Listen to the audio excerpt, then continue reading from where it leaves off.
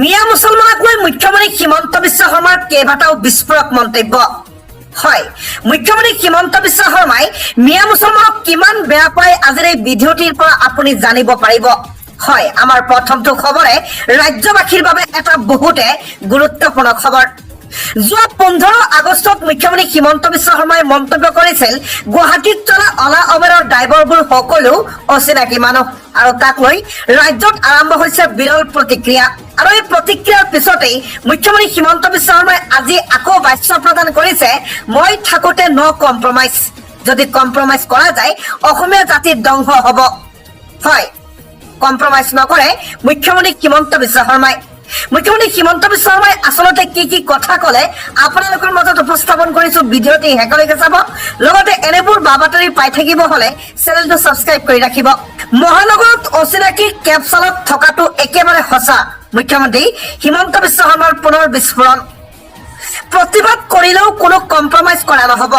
প্ৰতিবাদ কৰিলেও মহানগৰীত অচিনাকি কেব চালক থকাটো সঁচা। প্ৰতিবাদ কৰি 2-4 দিন গাড়ী চলোৱা বন্ধ কৰিলেও উপায় নাই। এইখন চৰকাৰৰ কাৰ্যকালতে সকলো হিচাপ নিকাচ হব। কেব চলোৱা বন্ধ কৰিলেও মই খুলি দিবলৈ কেতিয়াও নকওঁ, মই কেৱল অচিনাকি চালকক লৈহে এই কথাটো কৈছিলো। থলুৱা চালকে মোৰ কথা গাত পাতি লব নালাগে বুলি মুখ্যমন্ত্ৰী হিমন্ত বিশ্ব শৰ্মাৰ মন্তব্য। বহু চালকে মোক ফোন কৰি মোৰ কথাত হয় বৰ দিছে। অচিনাকি লোকৰ বিৰুদ্ধে এই চৰকাৰ কঠোৰ নিশ্চয় হব আৰু ভৱিষ্যতেও হব। এইবাৰ কম্প্ৰমাইজ কৰিলে অসম শেষ হৈ যাব। 15 পৰা 20 বছৰ পৰ্যন্ত মই ঠিক কৰি যাম, বাকী সকলো নতুন প্ৰজন্মৰ হাতত। অচিনাকি ওলা উবেৰ চালকক পুনৰ মন্তব্য মুখ্যমন্ত্ৰী হিমন্ত বিশ্ব শৰ্মাৰ। প্ৰতিবাদ কৰিলেও মহানগৰীত অচিনাকি কেব চালক থকাটো সঁচা, মই কোনো কম্প্ৰমাইজ নকৰো। 2 দিন যদি বন্ধ হৈ থাকে মোৰ একো কৰাত নাই। মই অচিনাকি মানুহক কৈছিলো, কিন্তু থলুৱা মানুহে যদি গাত পাতি লয় মোৰ কৰাৰ একো নাই বুলি মুখ্যমন্ত্ৰী হিমন্ত বিশ্ব শৰ্মাৰ ডাঙৰ মন্তব্য। ইয়াক লৈ আপোনালোকৰ যদি কিবা কবলগীয়া আছে ভিডিঅ'টিৰ কমেণ্টত নিশ্চয় জনাব। মুছলমান সকলৰ বাবে এটা বহুতে বেয়া খবৰ, এটা বহুতে ডাঙৰ খবৰ। হয়, চৰকাৰে অকল মুছলমানক টাৰ্গেট কৰি লৈ বিভিন্ন ধৰণৰ কাম কৰি আছে, আৰু ইতিমধ্যে এটা নতুন আইন প্ৰণয়ন হবলৈ গৈ আছে, যি আইনৰ অধীনত ধ্বংস কৰি দিয়া হব ভাৰতবৰ্ষত থকা যিমান মাদ্ৰাছা। কোনো মাদ্ৰাছাই ভাৰতবৰ্ষত চলিব নোৱাৰে। ইতিমধ্যে শিক্ষা বিভাগৰ পৰা মাদ্ৰাছা বোৰ্ড ভাঙি দিয়াৰ এক নতুন আইন প্ৰণয়ন কৰিবলৈ গৈ আছে বিজেপি চৰকাৰে। জনাই গৈছে সবিশেষ, ভিডিঅ'টি শেষলৈকে চাব। হয়, মাদ্ৰাছা বোৰ্ড সম্পূৰ্ণৰূপে নিক্ষেপ কৰিব চৰকাৰে। চৰকাৰে মাদ্ৰাছা কাঢ়ি নিয়াৰ অভিযোগ আনিছে সংখ্যালঘুৱে। জনাইছো সবিশেষ, ভিডিঅ'টি চাই থাকিব। নতুন আইন অনুমোদনৰ পাছতে ক্ষোভিত হৈ পৰিছে সংখ্যালঘু সমাজ। কেৱল এটা ধৰ্মক টাৰ্গেট কৰি এই নতুন আইন অনাৰ অভিযোগ আনিছে সংখ্যালঘু সমাজে। মাদ্ৰাছা শিক্ষা বোৰ্ড বন্ধ কৰিবলৈ চৰকাৰৰ নতুন নীতি। সম্পূৰ্ণৰূপে মাদ্ৰাছা বোৰ্ড বিলুপ্ত কৰিব চৰকাৰে। সংখ্যালঘুক লৈ নতুন আইন প্ৰণয়নৰ সিদ্ধান্ত চৰকাৰৰ। মাদ্ৰাছা বোৰ্ডৰ সলনি অনা হব সংখ্যালঘু শৈক্ষিক প্ৰতিষ্ঠান আইন। ইছলাম, শিখ, জৈন, খ্ৰীষ্টান, বৌদ্ধ, ফাৰ্চীও অন্তৰ্ভুক্ত নতুন আইনত। পূৰ্বে মুছলমানৰ মাদ্ৰাছাক সংখ্যালঘু শিক্ষানুষ্ঠানৰ মৰ্যাদা দিছিল চৰকাৰে। নতুন আইন কাৰ্যকৰী হলেই বিলুপ্ত হৈ পৰিব মাদ্ৰাছা শিক্ষা বোৰ্ড। মাদ্ৰাছা শিক্ষা বোৰ্ড সলনি গঠন হব সংখ্যালঘু শিক্ষা প্ৰাধিকৰণ। নতুন আইন অনুমোদনৰ পাছতে ক্ষোভিত হৈ পৰিছে এইবাৰ সংখ্যালঘু সমাজ। কেৱল এটা ধৰ্মক টাৰ্গেট কৰি এই নতুন আইন অনাৰ অভিযোগ আনিছে সংখ্যালঘু সমাজে। হয়, আপুনিও যদি এজন সংখ্যালঘু, আপোনাৰ মতামত এই ভিডিঅ'টোৰ কমেণ্টত জনাবলৈ নেপাহৰিব। ৰাজ্যত চলি আছে উচ্ছেদ অভিযান। এটা ধৰ্মক টাৰ্গেট কৰি, অৰ্থাৎ অকল মিয়া মুছলমানসকলক টাৰ্গেট কৰি চলি আছে উচ্ছেদ অভিযান। আমি মছজিদটো ভাঙি নিদিবলৈ আপত্তি কৰিছিলো, কিন্তু ভাঙি দিলে। কিন্তু শ্মশান আৰু চাহ বাগানৰ কিয় উচ্ছেদ হোৱা নাই বুলি প্ৰশ্ন কৰিছে সংখ্যালঘু সংগ্ৰাম পৰিষদৰ প্ৰশ্ন। হয়, এতিয়া সংখ্যালঘু সংগ্ৰাম পৰিষদৰ প্ৰশ্ন, আমি মছজিদটো নাভাঙিবলৈ অনুৰোধ কৰিছিলো, কিন্তু মছজিদটোত ৰাতিপুৱাই ভাঙি দিয়া গ'ল, কিন্তু ইয়াত থকা চাহ বাগানৰ শ্মশান কিয় ভাঙা নহল বুলি প্ৰশ্ন কৰিছে সংখ্যালঘু সংগ্ৰাম পৰিষদে। অকল এটা ধৰ্মক মিয়া মুছলমানক টাৰ্গেট কৰি এই উচ্ছেদ অভিযান চলি আছে বুলি অভিযোগ উত্থাপন কৰিছে সংখ্যালঘু সংগ্ৰাম পৰিষদে। বিশ্বনাথত উচ্ছেদ অভিযানৰ মাজতে সংখ্যালঘু সংগ্ৰাম পৰিষদৰ এটা হুংকাৰ। এটা মছজিদ ভাঙি পেলোৱাকৈ চৰকাৰক প্ৰশ্ন কৰিছে সংখ্যালঘুৱে।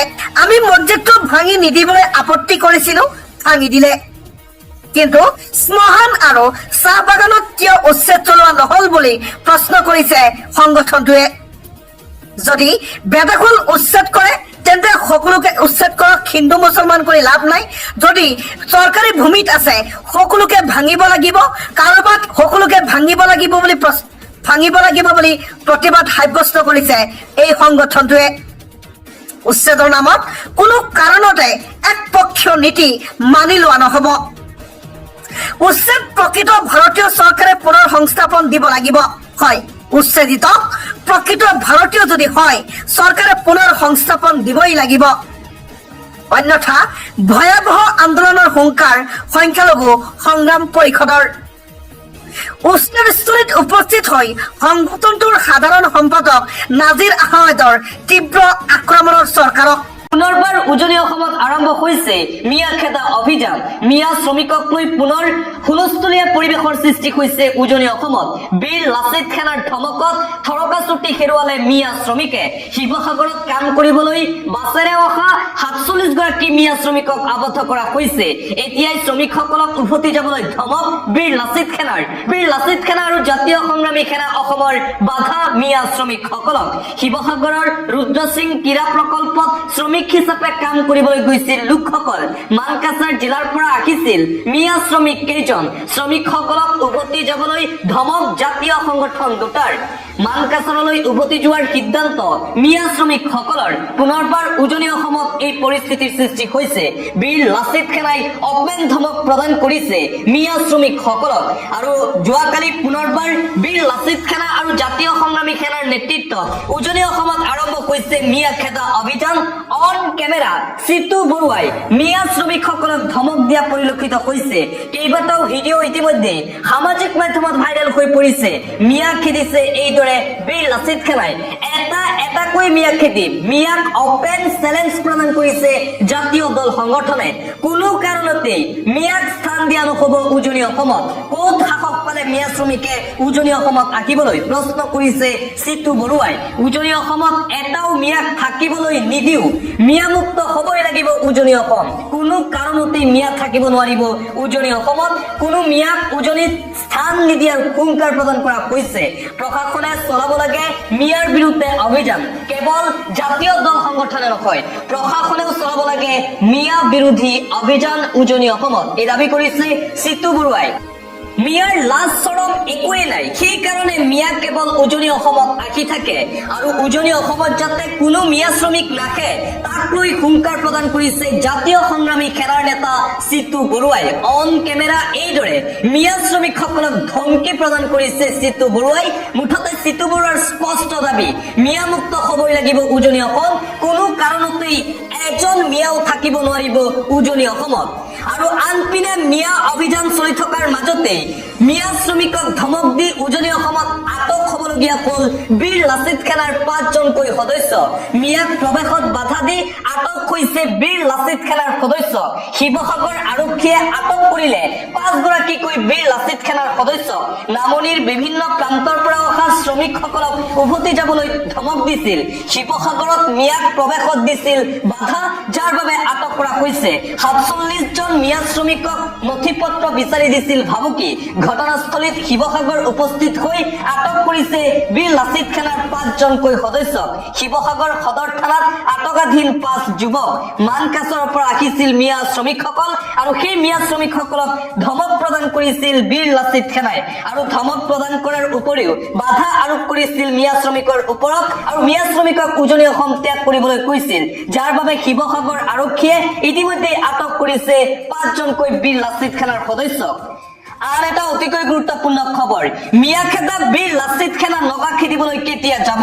মিয়া শূন্য উৰিয়ান ঘাটত আকৌ নগাৰ দপদপনি উৰিয়াম ঘাটৰ ৰেংমা বনাঞ্চলত উচ্ছেদস্থলীত এতিয়া উত্তেজনা মিয়াই কৰিছে আগ্ৰাসন আজিও স্থগিত উৰিয়াম ঘাটৰ সংৰক্ষিত বনাঞ্চলত উচ্ছেদ কৃষ্ণপুৰৰ উচ্ছেদত বাধা দিবলৈ হাতে হাতে দা লাঠি লৈ ওলাই আহিছে নগা লোক আৰু মিয়াখেদা অভিযানত ব্যস্ত থকা জাতীয় দল সংগঠন আৰু বীৰ লাচিত খানাৰ সৈনিকসকল কেতিয়া নগাৰ বিৰুদ্ধে অভিযান চলাব তাক লৈ প্ৰশ্ন উত্থাপন কৰিছে আমচুৰ ফালৰ পৰা আমচুৰ সভাপতি ৰেজাউল কৰিম চৰকাৰে মিয়াখেদা অভিযানৰ মাজতে সামাজিক মাধ্যমত কৰিছে বিশেষ পোষ্ট নিজৰ ঘৰত মেকুৰীও বাস হ'ব পাৰে কিন্তু ঘৰৰ ভিতৰত নিজৰ শক্তি দেখুৱাই নিৰীহ আৰু দুৰ্বল প্ৰাণীৰ ওপৰত আক্ৰমণ কৰা প্ৰাণী কেতিয়াও বাস নকয় সি চূড়ান্ত ভীৰু কাপুৰুষ আৰু নিজ প্ৰজাতিৰ উদাহৰণ আৰু উজনি অসমত যোৱাকালি মিয়া বিৰোধী অভিযান চলি থকাৰ মাজতে সামাজিক মাধ্যমত এইদৰে পোষ্ট কৰিছে আমচুৰ সভাপতি ৰেজাউল কৰিম